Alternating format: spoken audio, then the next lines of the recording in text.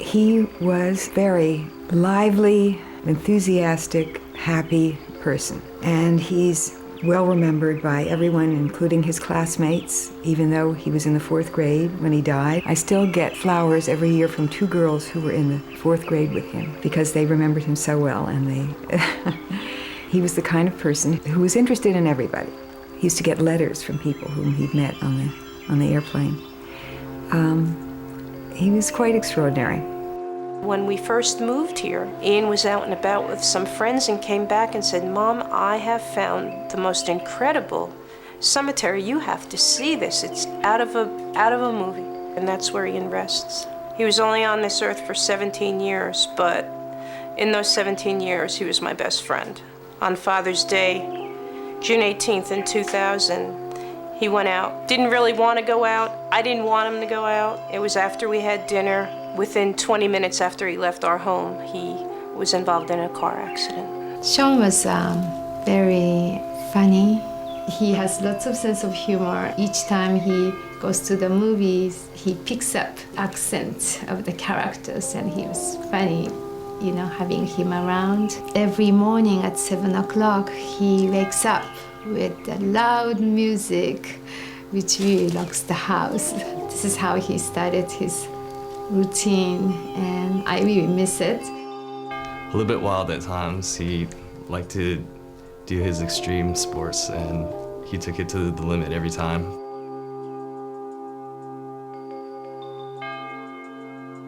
My son and daughter were on their way to school, and they had an accident on the way to school.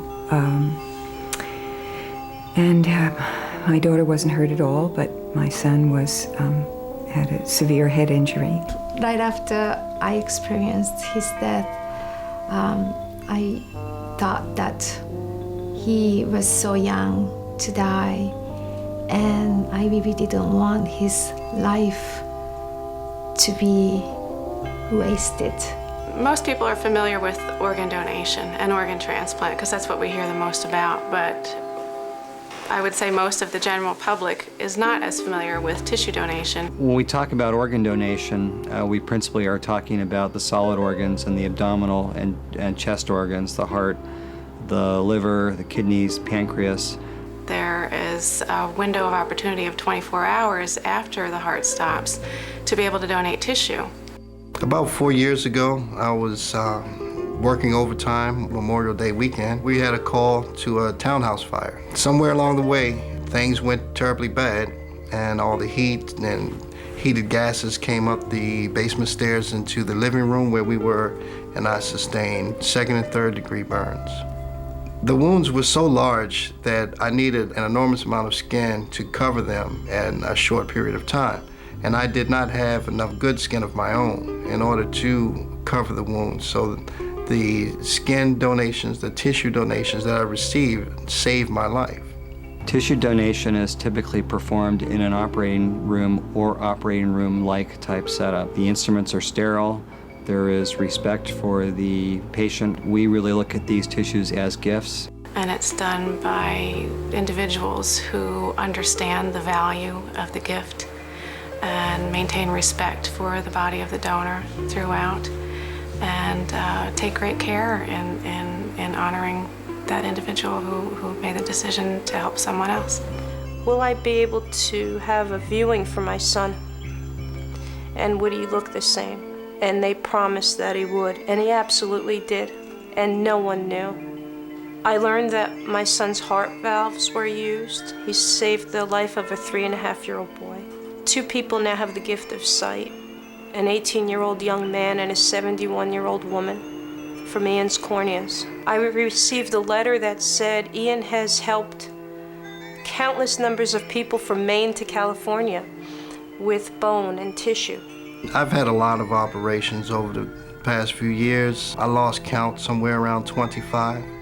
The disease that I have is called keratoconus, which really results in painful tears to the cornea itself that permit light to come in and create fairly excruciating pain. There is no cure for this disease. I was offered the opportunity to give donation of his organ and tissue. And I was not realizing about tissue donations at that time. Sean participated in the blood drive at high school, and I knew he always wanted to help other people. They asked me about organ donation, and I couldn't say no to that. It seemed like the right thing to do. Well, I think it's important that everybody consider in their own lifetime, before they pass away, whether or not they would like to be a donor of any type of tissue. Just about anybody can be a donor of these tissues. There are certain medical criteria that must be met, and the age limit is up into the 80s now. It was very easy at that point because in Ian's life, he was the most giving person that I had ever met. If you talk to enough tissue donor families, you'll always hear them say they're glad that they donated, that they honored their loved ones' wishes. With the burns that I received, there were a lot of areas that were pretty large in diameter. They needed a lot of tissue to cover those areas quickly because I was so subject to infection. So using the cadaveric skin, these donations that were given, this life that was given to me, covered areas that kept me alive.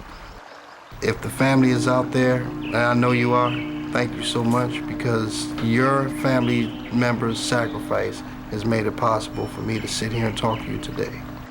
I had reached the point where I was worried about whether or not I could see my children crossing the street. I also couldn't see what they looked like.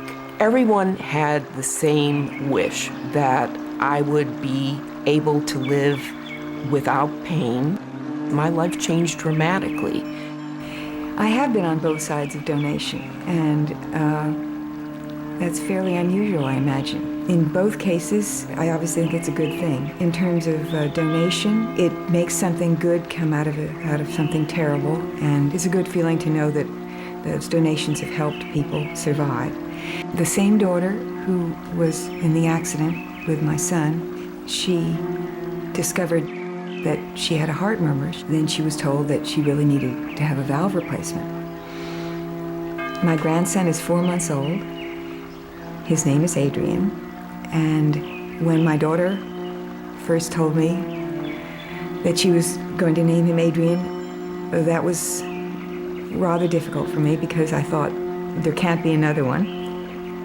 But I understand why she did it because it was a very healing thing for her, and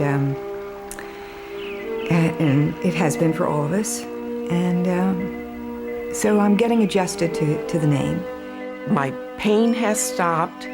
I have been grateful every day that I have the opportunity to navigate in the work world. I consider my tissue donation to be a huge gift. Recipients who have received the gift of tissue donation go through a really dramatic transformation. Physically, obviously, someone who's not able to walk or to function or who has chronic pain, once that has been alleviated and healed, to have a sense that they've been given back their life. So he lives on for sure. It's very important for people to realize that there is such a thing as tissue donation. Ian would say, "I'm so proud of you, Mommy."